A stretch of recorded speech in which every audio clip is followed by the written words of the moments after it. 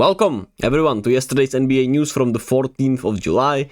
It's a little later than I wanted, but it is what it is at the end of the day. Not much else I can say. Thankfully, I'm not that popular, so hopefully nobody has been waiting for this. Even though I hope somebody has. That would make me happy. Anyway, Zach LaVine and Nikola Vucevic have no trade market, which is our first news of the day.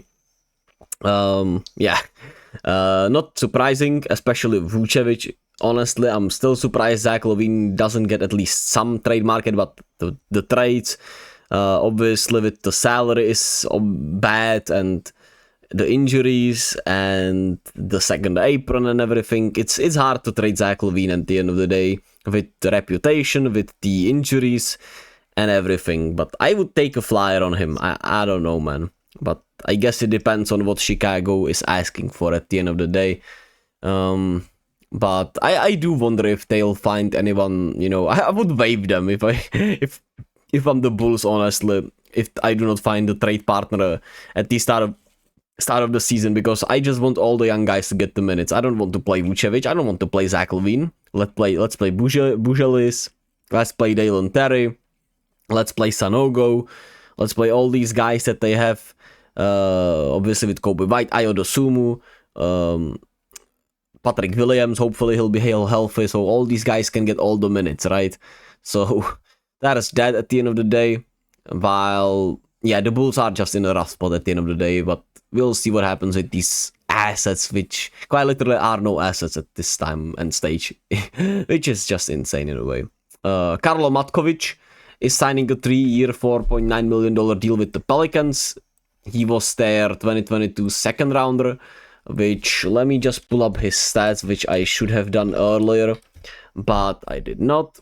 Let me see how he has performed, because I don't know where he has played, but he is a center, 6'10" center from, I'm pretty sure it's Bosnia. Oh, shit. It's Croatia. He plays for Croatia, and obviously, as a center depth, they need center depth, and he's the guy. So we'll see if he can actually give them something this upcoming season. Last season, he averaged around 15.7 boards in the ABA Liga, and he was probably hurt because he has not played in a while. So interesting signing for the Pelicans. Always fun to see someone from Europe come in and wait for them how they play, obviously. So the Pelicans needed this. They get it done, and they will be hopeful that he can provide what they need at the center spot, because they seriously lack in depth there, and they have not been able to trade, obviously, for any centers out there. They lost Valanciunas, they lost Larry Nance, who was essentially their small ball backup center. So there's that. Let's head into the WNBA. Fun slate yesterday. Fever beat the Lynx 81-74. Caitlin really struggled but came up clutch. 17-3 and 6 on 5 of 17 shooting. She's a little feisty at the moment. She has an attitude, but I mean, if you're so good, I guess you're supposed to have that attitude. You need to if you want to be the best at the end of the day, unfortunately. I mean, you don't, but it feels like sometimes that it is the case in a way. But she came up clutch, that's all that matters. The Fever get another good win against the Lynx that are just struggling without, of course, Nafisha Collier. It's just been devastating for them lately, and the Olympic All-Star break can come soon enough for the Lynx in all the ways. Anyway, Alia Boston and Kelsey Mitchell really carried the load, though they were sensational today, so shout out to them. And the Fever, hey, they will be in the playoffs very likely, which will be fun nonetheless. Then the Aces beat the Mystics.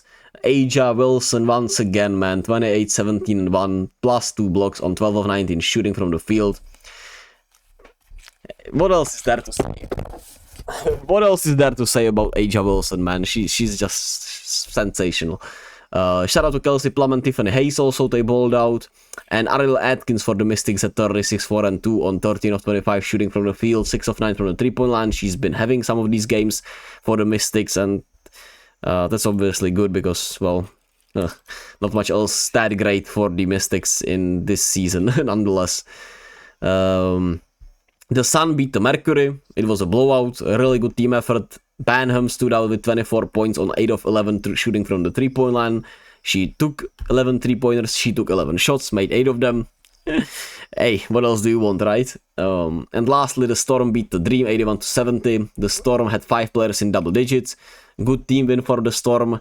And yeah, not much else to add there.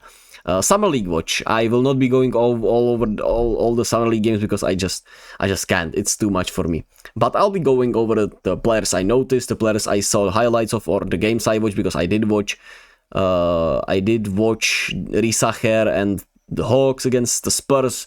I did watch obviously the Warriors game, which is already on the channel. I did watch Alex Sarr and obviously Sheppard and Cam Whitmore, because they've been sensational. Nonetheless, Julian Strawder for the Nuggets had 32, 30, and 5 on 10 of 21 shooting from the field, 6 of 12 from the 3-point line. Interested to see if he can get minutes next year, with obviously Denver's rotation being even tighter with no KCP now. They'll need his shooting very likely, so he probably will have to get minutes, and defensively that's the question with him. Then Stephen Castle did not play, which really made me sad with this Hawks Spurs game. But it is what it is, unfortunately. That's just how it is. While on the other hand, Risacher had 11 points, 5 rebounds, 2 assists, 4 of 12 shooting from the field, 1 of 7 from the 3-point line. Liked his aggressiveness in the fourth, but was a little bit invisible today. It felt like not enough command for the ball. The teammates weren't looking for him enough. Liked some of the post moves he got, liked some of the post-ups he did, liked some of the cutting he did, but teammates weren't looking for him as much as he would like. And it just wasn't as impressive as his first game. But, I mean, we already talked about the ball handling. That looks great. The confidence seems to be there. And I do think he is primed for being, I would say, an all-star eventually in this league. So that's all there is to it at the end of the day. Well, then we have Tristan da Silva, the 18th pick of the draft. Wait, the 18th? He was the 8th pick, right? Or am I tripping? No. He can be the 8th pick. He was truly at 18, actually. I mean, yeah, it makes sense. He had 23 points, 4 rebounds, 2 assists, and 2 steals on 8 of 13 shooting for Orlando. Jed Howard also had a good game there, while Anthony Black didn't have as good of a game offensively. This Magic Summer League team has been playing well, and obviously their first round pick has been balling in Da Silva, so not much else you can ask for if you're Orlando. Obviously, then you had Reed Sheppard and Cam Whitmore dominating. Them Houston boys are hooping. Whitmore, the reigning Summer League MVP. I picked him to be MVP again. 25, 8, and 4 with 5 steals and a block on 9 of 15 shooting. And Reed Sheppard had 9 of 15 shooting also. But 22 points, 6 rebounds, 7 assists, 5 steals, and 1 block. He was the 3rd pick, obviously, this year. Whitmore, 20th pick last year. Really exciting for Reed Sheppard, man. Really exciting. From what I've seen and read before the draft, I was intrigued by him a lot.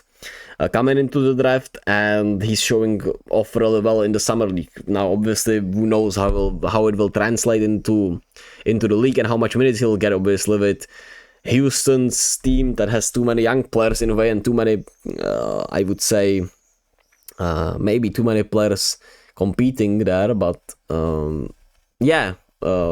I would say all he's shown is, translatable. The IQ is there, so hey, why not, right? While Alex Sarr, on the other hand, really struggled offensively, 4 of 14 shooting from the field. Summer League shooting does not matter that much. He didn't have a good game nonetheless, right? 8, 4, and 2 with 2 blocks doesn't matter overall. Hey, if you want to slander him, if you're into it, hey, here's your chance, right? But still, for Alex Sarr, the first game showed me enough impressive stuff that I do think this draft will be underrated eventually, because I think there will be just too many good players, right? Good enough players. Obviously, it might not have superstars. It might not have too many. I don't know how many all-stars it will have, but I do think it will have really impactful NBA players at the end of the day, and that's what matters with the draft. Then you had Rob Dillingham and Terrence Shannon Jr. on the Timberwolves. Rob Dillingham, the 8th pick, had 14, 2, and 8 with 2 steals and 5 of 14 shooting. The shooting, like I keep saying, does not matter as much in the Summer League, even though obviously with a guy like Rob Dillingham, that's your biggest fear with him because the shooting's just not been there. But he seems to have a good feel for the game, really understand the game from the point guard position. He'll be learning under Mike Conley, so you have to be excited about him. And Terrence Shannon Jr. had 2 steals, 3 blocks, 19 points, 4 rebounds, 2 assists. He's the 27th pick, had a really impressive first game. Looks to be like, he could be an incredible slasher in the league.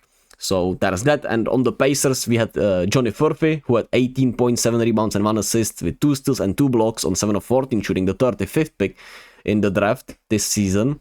And Jarvis Walker, who obviously I've talked about a lot with him having to play small forward with them resigning Pascal Siakam. Shot lights out from the 3-point line today, 5 of 11 from the 3-point line. That's all you really want to see if you're the Pacers, right? And he's been showing off pretty well nonetheless. 15, 8, and 4 for him today for the 8th pick from last year. Really excited for his future. I'm a really huge fan of Jarvis Walker. I think he'll be a really great player in this league. Hopefully it is with the Pacers, because if he is, and then you have obviously Tyrese, Siakam, and if he is able to pan out, that would be huge. If he'll be able to pan out and play the small forward position, that would make the team very dangerous. Anyway, that's been it for today. We had the USA exhibition already happening, so there's that. I don't think there's not a WNBA game. I think there's the home run derby today, so that's at least, I guess, what you can look forward to. While we have some summer league games, of course, Celtics against the Lakers could be a fun one with Bronny obviously playing.